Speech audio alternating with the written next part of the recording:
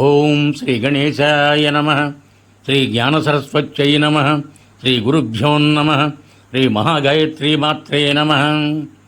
శ్రీ మహాగాయత్రీ మాత YouTube ఛానల్కు అందరికీ సాదర స్వాగతం. ఆహ్వానించువారు కాశీవజ్ర సుబ్రహ్మణ్య శర్మ, నిడదవోలు. వైశాఖ పురాణము 26వ అధ్యాయము. వాల్మీకి జన్మ. నారద మహర్షి అంబరీష మహారాజునకు వైశాఖ మహిమను ఇట్లు చెప్పనారంభించెను. శృతదేవ మహాముని శృతకీర్తి మహారాజునకు శంఖవ్యాధుల సంవాదమును చెప్పుచూ ఇట్లనెను. తమ ఎదురుగా ఉన్న మర్రి చెట్టు కూలుట, దాని తొర్ర నుండి వచ్చిన భయంకర సర్పము దివ్యరూపమును ధరించి తలవంచి నమస్కరించుట నిలుచుటను చూచి శంఖవ్యాధులిద్దరును మిక్కిలి ఆశ్చర్యపడిరి. శంఖుడును ఆ దివ్యపురుషుని చూచి, ఓయి, నీవెవరవు? నీకిట్టి దశ ఏల వచ్చినది? విముక్తి ఏల కలిగినది? నీ వృత్తాంతమునంతయు వివరముగా చెప్పుమని అడిగాను. శంఖుడిట్లడగగానే ఆ దివ్యపురుషుడు సాష్టాంగ నమస్కారమును చేసి ఇట్లు చెప్పనారంభించెను.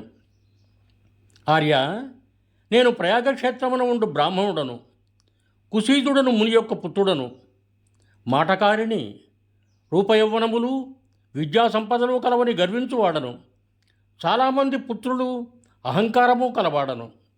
నా పేరు రోచనుడు.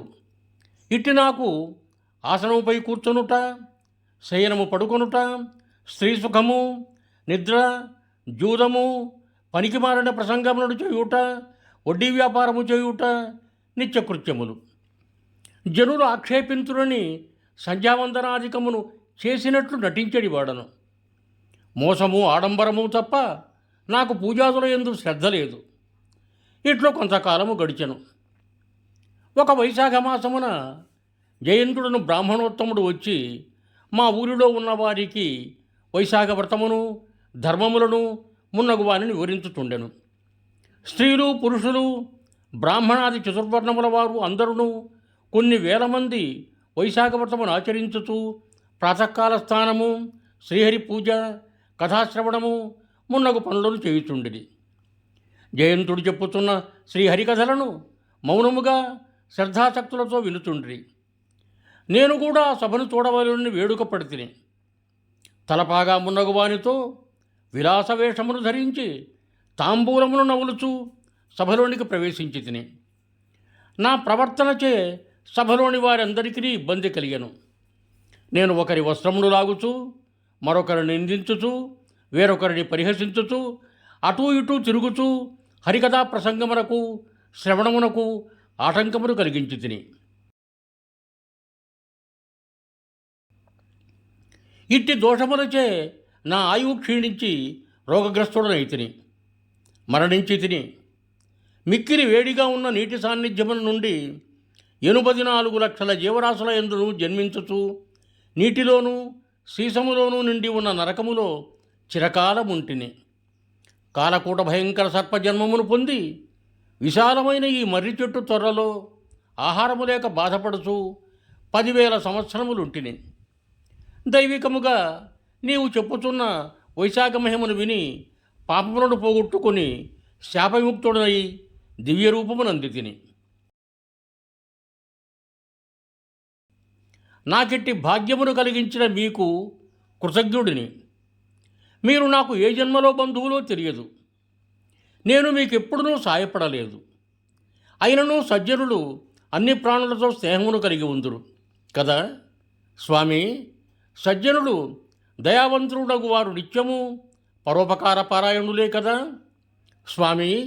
నాకు సదా ధర్మబుద్ధి కలుగునట్లును విష్ణు కథలను మరవకుండునట్లును అనుగ్రహింపుము. నేత్రదోషము కలవానికి కాటుక సాయపడినట్లుగా ధనమదమును కలవారికి మంచి నడవడిక గల సజ్జనుల సహవాసం మాత్రం సదా ఉండబలయను అని ఆ దివ్యపురుషుడు శంఖముని బహువిధములుగా ప్రార్థించుతూ నమస్కరించి అట్లే ఉండెను. పవిత్రుడైన శంఖమునియు తనకు నమస్కరించి ఉన్న దివ్యపురుషుని తన బాహువులతో పైకి లేవనెత్తెను. తన పవిత్రమైన చేతితో వానిని స్పృశించి వానిని మరింత పవిత్రుడు గావించెను. ధ్యానస్థిమితుడై కొంతకాలం ఉండి వానిపై దయాపూర్ణుడై వానికి ముందు కలగబోవు జన్మనిట్లు వివరించెను. ఓయి, వైశాఖమాస మహిమను వినుట వలన, శ్రీహరి మహిమను వినుట వలన నీ పాపములన్నీయూ పోయినవి.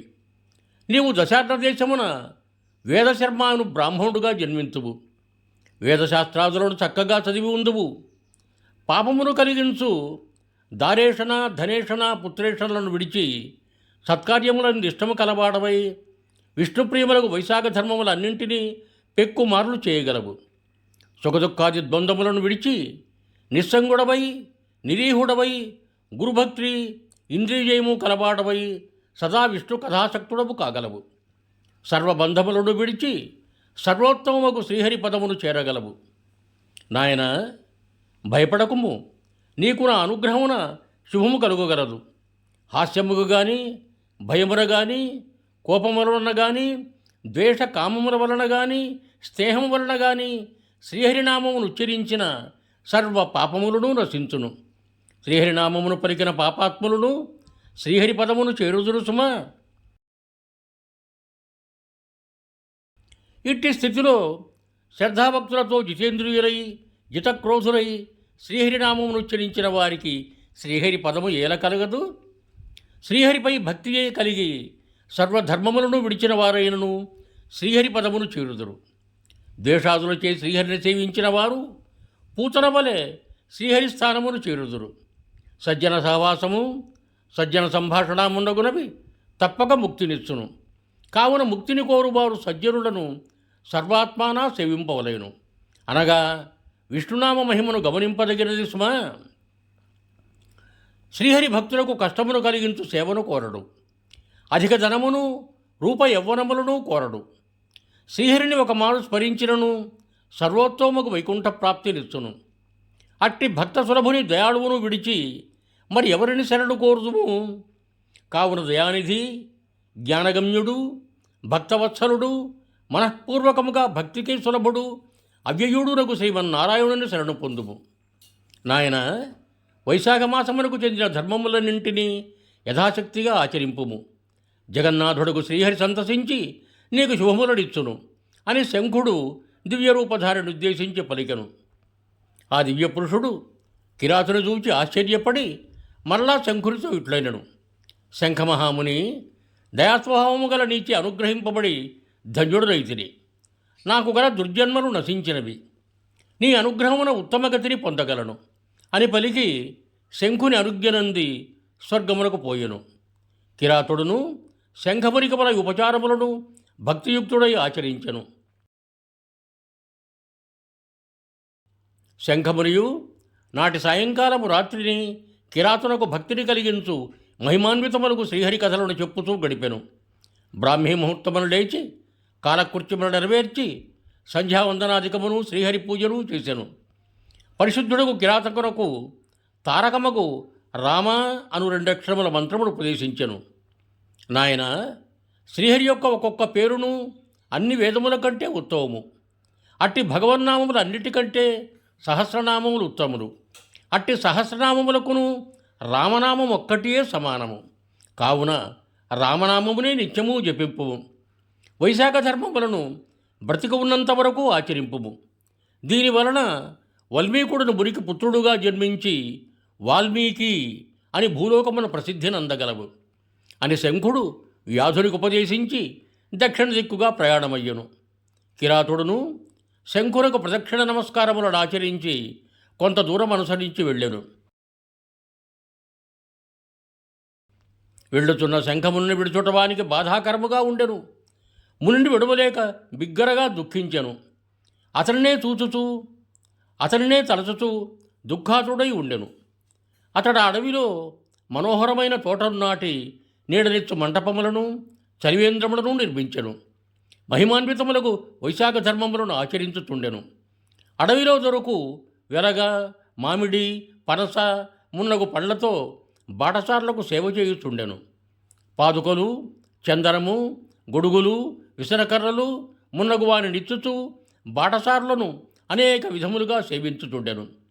ఇట్లు బాటసారులకు సేవ చేయుచు శంఖముని చెప్పిన రామనామమును రాత్రింపగళ్ళు జపించుచు కాలాంతరమున మరణించి వాల్మీకి మహాముని పుత్రుడై జన్మించి వాల్మీకి అనుపేర ప్రసిద్ధిగాంచి రామాయణ మహాకావ్యమును లిఖించాను. ఇవం భూయాత్. సర్వే జనా సుఖినో భవంతు. ధన్యవాదములు.